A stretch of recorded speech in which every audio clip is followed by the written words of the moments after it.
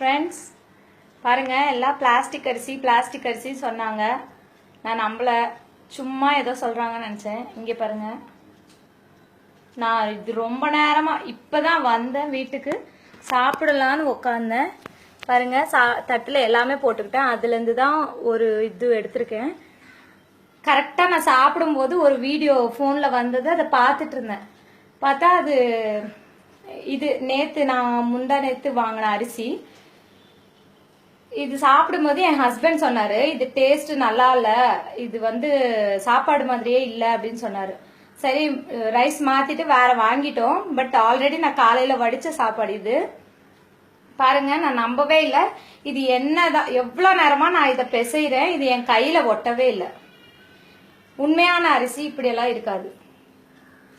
பாருங்க, நானும் இப்ப குழந்தைக்கு வாயில வைக்கலான்னு பார்த்தேன். அப்பதான் நான் பார்த்தேன் இந்த அரிசிய, இந்த சாப்பாடு இப்படி இருக்குன்றது. இப்ப ஜஸ்ட் அந்த வீடியோ வந்ததுனால தான் நான் இப்படி உருண்டை பிடிச்சு பார்த்தேன், இல்லைன்னா நான் பார்த்திருக்கவே மாட்டேன். பாருங்க, பவுன்ஸ் ஆகுது பாத்தீங்களா? இதை நான் கண்ணார பாக்கலன்னா நான் உண்மையிலே இதை நம்பி இருக்க மாட்டேன். சாப்பாடுல எல்லாம் கலப்படம் பண்ணுவாங்களான்னு எனக்கு டவுட்டா இருந்தது. பாருங்க, பாத்தீங்களா? சோ அரிசி வாங்கின உடனே செக் பண்ணுங்க, ட்ரை பண்ணி பாருங்க. கையில இப்படி ஒட்டல, ஏதாவது ஃபங்க்ஷன் போனா கூட சாப்பாடை பிசைஞ்சு பாருங்க, கையில ஒட்டுதான்னு பாருங்க.